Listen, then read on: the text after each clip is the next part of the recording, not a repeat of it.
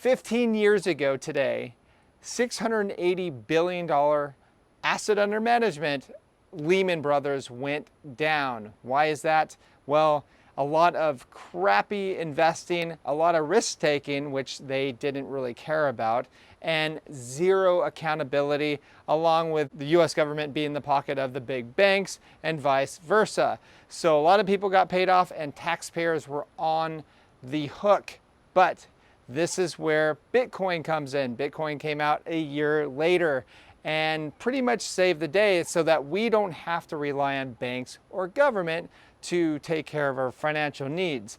Now, speaking of how crazy they have been lately, this is from a PhD named E.J. Antony on Twitter. He says, right on schedule, Powell and company have officially managed to lose a whopping $100 billion. And you're paying for it.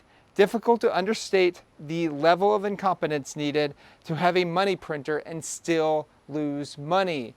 $200 billion is up next. And what do I mean by that? Well, remittances.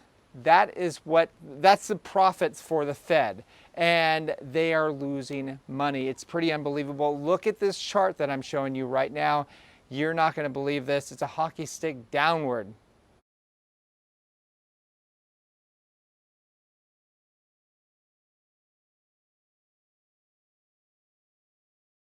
So this is what happens when you rely on government to go ahead and run the show. You lose money and you lose a lot of freedoms as well.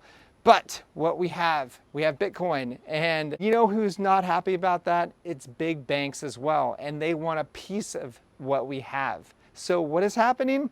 Deutsche Bank to provide crypto custody services for Bitcoin and Ethereum. Deutsche Bank has $1.34 trillion under management. Not only that, not too long ago, last week, $1.5 trillion asset manager, Franklin Templeton, has filed for a spot Bitcoin ETF. And keep in mind, they are definitely going to be offering Ethereum as well. Not only that, but a NASDAQ executive says a US Bitcoin spot ETF will be efficient and attractive for large institutions. So you know big banks have been buying the crap out of this dip. Like Heidi and I have been saying for over a year now, big banks, governments are buying Bitcoin. They are buying Ethereum as well. And they're not going to stop, and they're going to use every opportunity to go ahead and buy these dips that we're having. And speaking about buying these dips, we just bought the dip not too long ago. Now, this isn't for everyone. If you just want to hold Bitcoin and you want to hold Ethereum or just Bitcoin, you don't need this service, right? But Heidi and I do provide a service where we show our portfolio. We want to go that extra step and learn how to get a residual income coming in, especially from staking and taking advantage of other alternative currencies out there. So with that said, I think the future is very bright for what is coming, especially this next bull market.